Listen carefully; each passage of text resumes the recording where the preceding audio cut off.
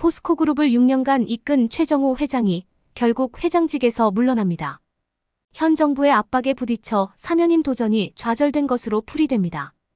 포스코홀딩스는 제4차 회장 후보 추천위원회 회의를 열고 8명을 선정했습니다. 지원서를 제출한 후보를 대상으로 1차 심사를 하고 평판 조회 대상자를 선별한 것입니다. 해당 명단에 최 회장은 포함되지 않은 것으로 확인됐습니다. 최근까지 최 회장은 거취가 확정되지 않았습니다. 이 때문에 회장직 사면임 도전에 대한 의지가 남아있는 것으로 관측됐습니다. 최 회장은 2018년 포스코그룹 회장에 취임해 2021년 연임에 성공했습니다.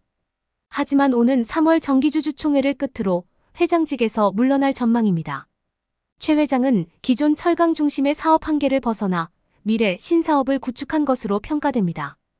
재임 기간 배터리 등 2차 전지 소재 분야를 투자했습니다. 이에 포스코그룹을 전통 철강사에서 미래 소재 기업으로 탈바꿈시켰다는 평가를 받습니다. 지난해에는 지주사 체제로 전환하면서 포스코홀딩스를 출범하는 경영 성과도 냈습니다. 사업 다각화, 효율적인 신사업 투자를 위한 과감한 변화를 시도한 것으로 평가됩니다. 재임 기간 동안 경영상의 아쉬운 점을 남기기도 했습니다.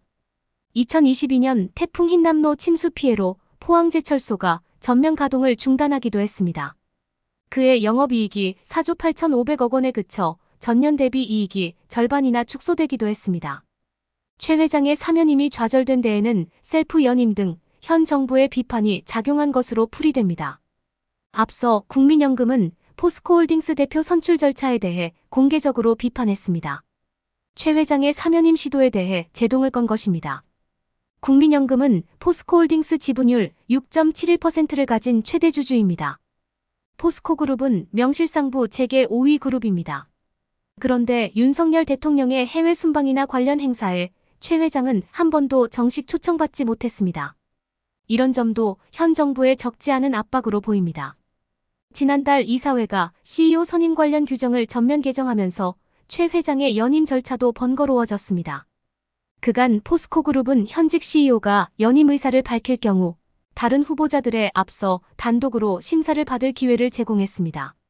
하지만 앞으론 다른 후보와 똑같은 조건에서 심사가 진행됩니다. 최 회장으로서는 부담이 되는 부분입니다. 최 회장이 물러나면서 차기 회장으로 그룹 핵심인 김학동 포스코 부회장과 정탁 포스코 인터내셔널 부회장 등이 거론되고 있습니다. 그룹 재무통인 정기석 포스코홀딩스 사장도 후보군으로 하마평에 오릅니다.